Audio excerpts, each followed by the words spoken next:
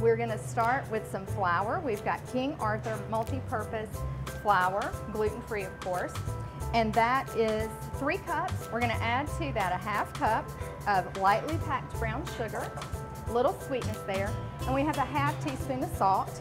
Put all your dry ingredients in first, and we've got a tablespoon of baking powder. Just sprinkle that around so it gets incorporated really well.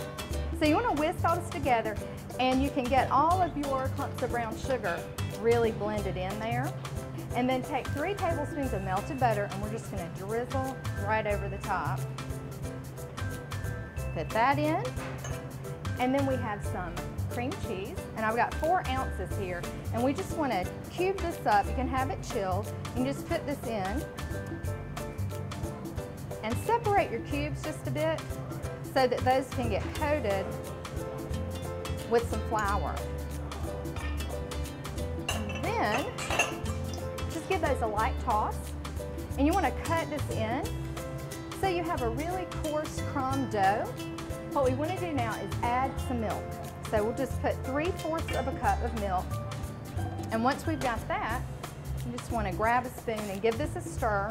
Your oven's preheated to 350 degrees, and I've already sprayed my bundt pan, and you can see how that sort of dries out on its own.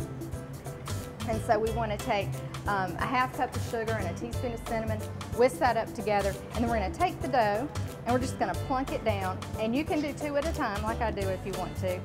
And that's about as many at a time as you want to do. So you want to toss these around and get them really coated so they'll be nice and sweet. And then they go right in the pan.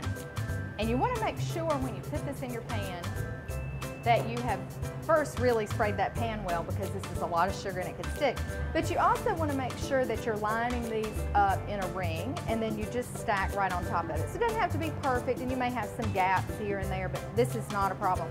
Now, we're not wasting anything, and we love it sweet. So take your cinnamon sugar that you have left over, and there may be little bits of dough in there like there are in mine, no problem, and just sprinkle that all around. And now it's time to put our winning recipe in the oven, 350, for about 25, 27 minutes. And while we do that, we'll go make the glaze.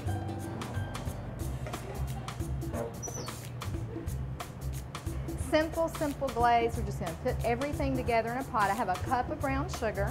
We've got a 1/4 cup of butter. And then I have a 1/2 cup of milk. And then just a dash of salt, just a little bit of salt to bring out that sweetness. And we're going to put all this together, and we want just a little vanilla extract. And it's so simple. You don't need a measuring spoon. You can just do just a little bit, about a 1/2 teaspoon if you'd rather measure. You're just going to break this butter up a little bit, and then we're going to take this to the stove top and get it ready. Our glaze is done, and of course we timed this perfectly, so our pull-apart bread is ready to take out of the oven. The glaze looks amazing. Nice caramel glaze. This will be delicious. Piping hot bread looks wonderful. And we want to pour about half of our glaze right on top of this hot bread, so you get a little sizzle from your pan.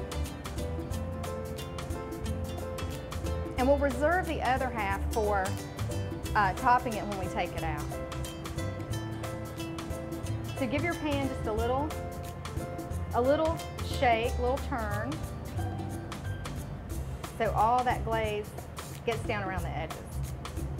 It's been about 15 minutes. My pan's still a little warm, but I have come in and we've got half our glaze here. So you can see how it's soaked in. It looks beautiful. And we're gonna invert this. So we wanna put a plate right on top of this pan. And you say a little prayer and you hear that plunk, you know you did it right. Ta-da! So here we go. Isn't that beautiful? Now, don't be unimpressed yet. We're going to glaze this with the rest of our caramel sauce, which looks just beautiful. And we're going to put this right over the top. And you'll actually be able to pull this apart piece by piece. And what's even better is our judges will be able to pull it apart piece by piece to try this delicious bread. And it smells wonderful. Cinnamon and sugar and the caramel. Look at that. So you just drizzle that around. And it's time now to take this to the judges and win.